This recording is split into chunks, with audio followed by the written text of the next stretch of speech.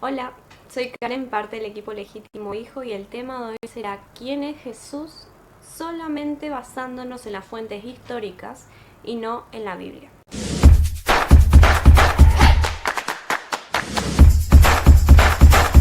Aquí primeramente queremos destacar que en el Legítimo Hijo creemos absolutamente en la autoridad de la Biblia, que es un documento muy fiable para nosotros.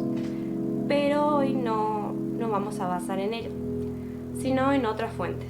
La primera referencia de una fuente histórica que vamos a ver es la de Josefo, que fue un historiador del primer siglo, un historiador judío, que escribió la mayoría de sus escritos a finales del mismo siglo.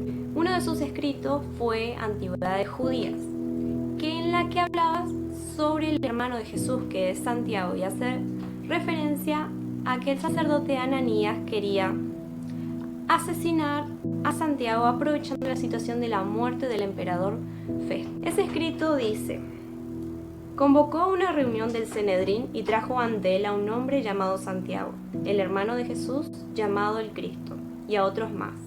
Los acusó de haber transgredido la ley y los entregó para ser apedreados. En este escrito podemos ver cómo los cristianos consideraban a Jesús como el Cristo, y además que estaban dispuestos a morir por lo que ellos creían. Hay otro escrito que se llama Testimonium Flavianum, en el que hace referencia a Jesús también, y es considerado como el más controvertido. Este dice: en aquel tiempo vivió Jesús, un hombre sabio, si en verdad uno debe llamarlo hombre, por cuanto fue alguien que llevó a cabo obras sorprendentes y maestro de aquellos que aceptan la verdad con gusto. Ganó a muchos judíos y a muchos de los griegos. Era el Cristo. Cuando Pilato, luego de haber escuchado las acusaciones en su contra por parte de los hombres en eminencia entre nosotros, lo condenó a ser crucificado.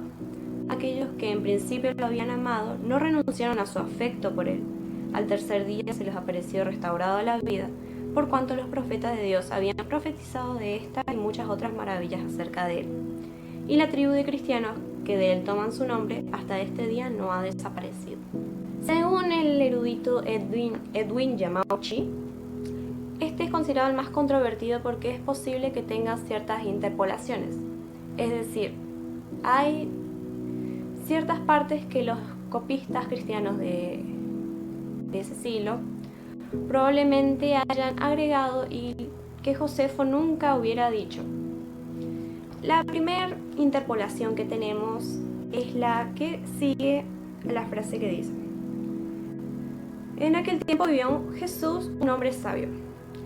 Los cristianos no se referían a Jesús así, por lo cual se considera que es un escrito totalmente auténtico de Josefo. Pero la frase que le sigue es la controversial: si en verdad uno debe llamarlo hombre. Considerando que Josefo era un historiador judío, no es probable que él hubiera escrito esto, porque alega que Jesús era más que un hombre. La siguiente interpolación es: era el Cristo. Si tenemos en cuenta el anterior escrito, Josefo dice que los cristianos decían que Jesús era el Cristo. Él no afirmaba que Jesús era el Cristo, por lo cual se considera este como una interpolación.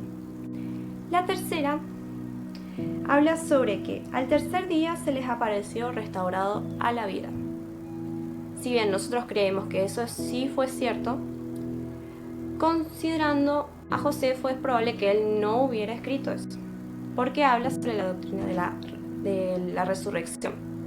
Pero sin considerar estos tres elementos, el erudito Edwin Yamauchi dice que este es un documento muy auténtico y que sin considerar estas tres cosas, de este documento podemos decir que Jesús era un líder que fue martirizado, fue un maestro judío muy sabio, que además tenía grandes seguidores y que no importan si recibían castigo, ellos seguían sosteniendo su fe, y que fue crucificado en el gobierno de Poncio Pilato por instigación de algunos líderes judíos. La siguiente persona que hace referencia a Jesús es Tácito, que fue un historiador romano que en el año 115 después de Cristo escribió su documento llamado Anales, en donde hace referencia a Nerón, que persiguió a los cristianos para desviar las sospechas de sí mismo sobre el incendio que devastó a Roma en el 64 después de Cristo. Este documento dice: Nerón le echó la culpa e infligió las torturas más agudas a una clase odiada por sus abominaciones, llamada cristianos por el populacho. Cristo, de quien deriva el origen del nombre, sufrió el máximo castigo durante el reino de Tiberio a manos de uno de nuestros procuradores, Poncio Pilato, y una superstición muy dañina, habiéndose controlado por el momento de esa manera, resurgió no solo en Judea, la primer fuente del mal, sino incluso en Roma. En consecuencia, se realizó el arresto en principio de cualquiera que se declarara culpable.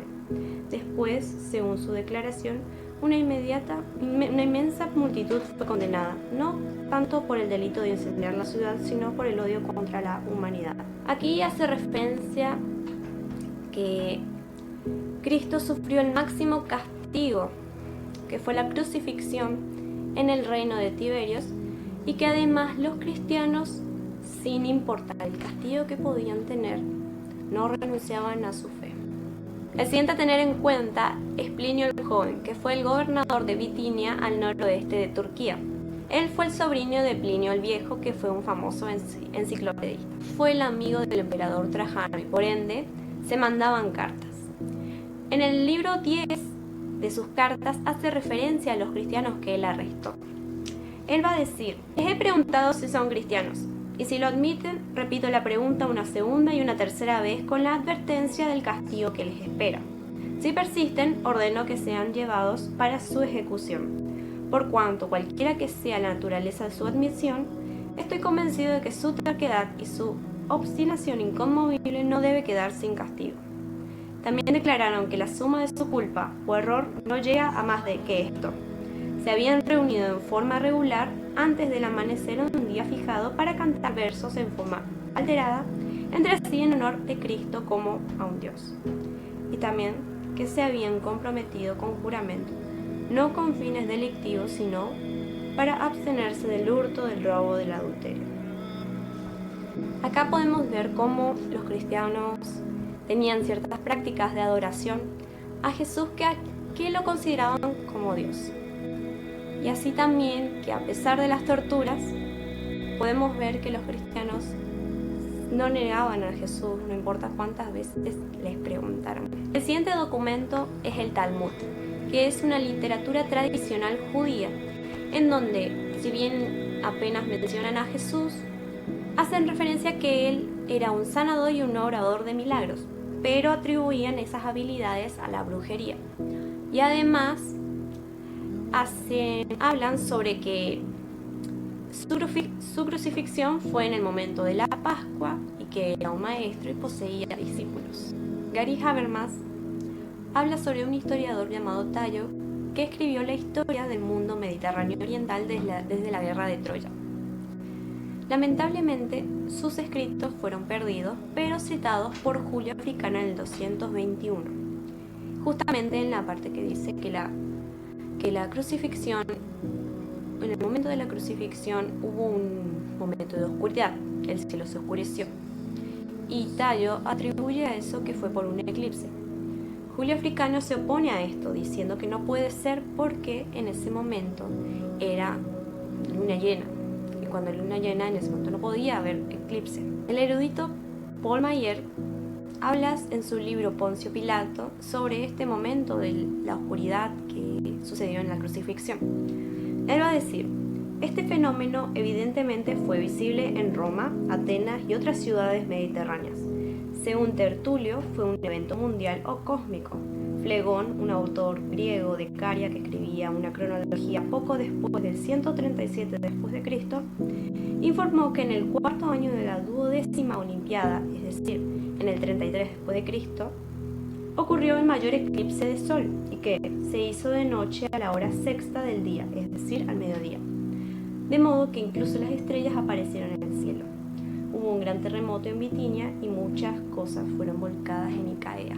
En conclusión, basándonos en estas fuentes históricas podemos decir que Jesús era un maestro judío que mucha gente creía en él porque realizaba sanidades y también expulsaba demonios, creían que él era el Cristo que debía venir, el Mesías, que algunos líderes judíos lo rechazaban, que fue crucificado bajo órdenes de Poncio Pilato en el reinado de Tiberios, que a pesar de esa muerte deshonrosa que tuvo en la cruz, muchas personas lo seguían, creían en él, y ese número de seguidores se expandía y se hacía fuerte para alrededor del año 64 después de Cristo, basándonos en los escritos.